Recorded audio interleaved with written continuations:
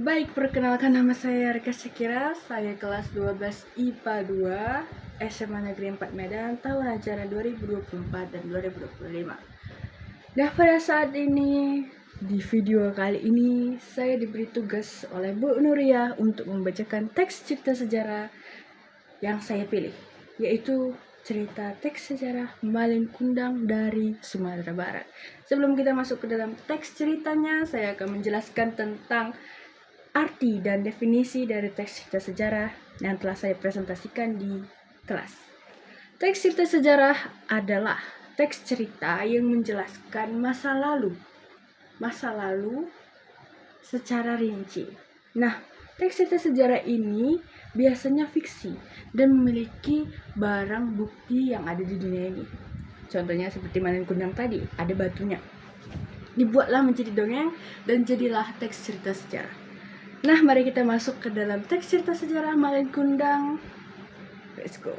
Pada suatu hari yang cerah, hiduplah seorang ibu yang bernama Mande Rubayah dan juga seorang anak laki-lakinya yang bernama Malin Kundang. Nah, Malin Kundang dan ibunya hidup di pantai air manis Padang, dan ibunya memiliki pekerjaan sebagai penjual kue yang tak seberapa keuntungannya. Namun ibunya memaksakan diri untuk memberikan kebutuhan dan memenuhi apa yang diinginkan Malin Kundang supaya Malin Kundang tumbuh dewasa. Pada saat itu Malin Kundang jatuh sakit dan hampir meninggal. Namun ibunya menyelamatkannya dengan bantuan obat-obatan yang diberikan ibunya dari keuntungan kue tadi. Ibunya memaksakan diri untuk merawat Malin Kundang supaya tumbuh dewasa, rajin, dan juga tak angkuh. Pada suatu hari di mana Malin Kundang sudah tumbuh dewasa, dia berpikir untuk merantau dan menaikkan derajat ibunya dengan ia. Nah, ia meminta izin kepada ibunya supaya diberi restu untuk pergi merantau mencari keuntungan yang lebih. Sang ibu awalnya tak sudi dan tak mau anak kesayangan dan anak satu-satunya ini pergi jauh darinya. Tapi pada akhirnya ia jatuh dan akhirnya merestui Malin Kundang untuk pergi merantau mencari keuntungan yang lebih. Di saat Malin Kundang ingin pergi, ibunya memberikan 7 nasi berbungkus pisang dan menangis setelah Malin Kundang pergi dari dirinya, pergi dari pelukannya. Di hari itu, di mana Malin Kundang pergi, ibunya tak pernah tidak membayangkannya kembali ke pelukannya. Pada suatu hari di mana sudah lama tak berjumpa dengan Malin Kundang, sang ibu menjumpai kapal yang datang megah mewah masuk perlahan-lahan menuju pantai air manis tersebut. Dari jauh ibunya melihat seorang pasangan istri dan suami yang dianggap oleh warga pangeran dan putri. Namun sang ibu tidak melihat lelaki tersebut sebagai pangeran dan istri. Ia melihat anaknya yang berdiri dengan pasangannya. Ia sangat senang, gembira. Ia yang sudah bungkuk dan sudah tak bisa berlari dengan cepat, berpungah-pungah pergi memeluk anaknya yang turun dari kapal tersebut. Ia memeluk erat di mana ia meluapkan rindunya kepada Malin Kundang. Malin Kundang dan istrinya terkejut. Bahkan istrinya berkata, "Siapa wanita tua dan jelek yang memelukmu itu?" "Itu ibumu." Sangat memalukan. Malin Kundang benar-benar malu dan ia benar-benar tidak ingin mengakui Mande Rubayah adalah ibunya.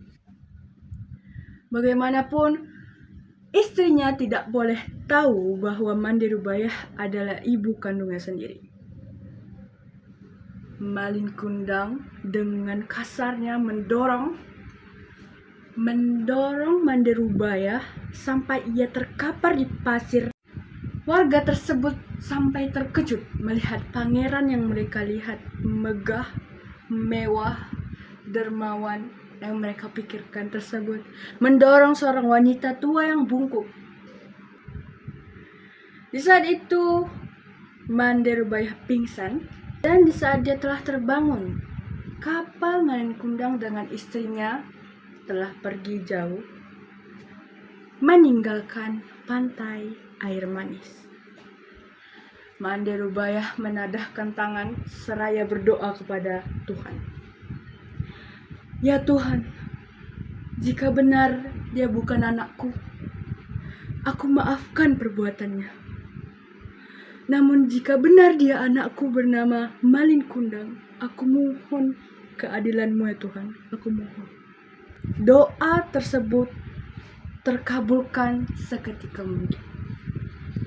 Manderubaya yang tadinya duduk terkapar di pantai tersebut melihat hujan lebat dan angin yang tiba-tiba menerjang kapal Malin Kundang dan istrinya.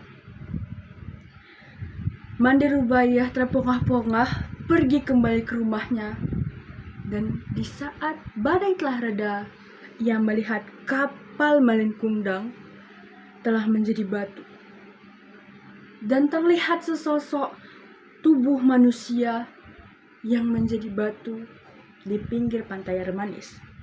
Itulah Malin Kundang. Di samping-sampingnya terdapat ikan-ikan kecil seperti ikan teri dan ikan tenggiri yang mencari-cari, dan itu menunjukkan bahwa istri Malin Kundang yang mencari Malin Kundang terus-menerus. Janganlah pernah kita melukai hati orang tua bagaimanapun ceritanya atau masalahnya. Kita harus tetap menghormati, setidaknya menghormati mereka dan dengan apa yang telah mereka lakukan kepada kita, seperti mendidik kita ataupun juga mendewasakan kita.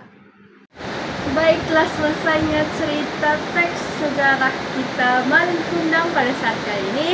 Saya berterima kasih kepada semua yang telah menonton. Terima kasih juga kepada Cornelia yang telah memberikan tugas ini, dimana saya bisa menceritakan kisah Malin Kundang kepada kalian semua. Dan pesan saya, jangan jadi anak durhaka. Sayangi orang tuamu. Jangan lupa like dan komen dan subscribe. Bye bye.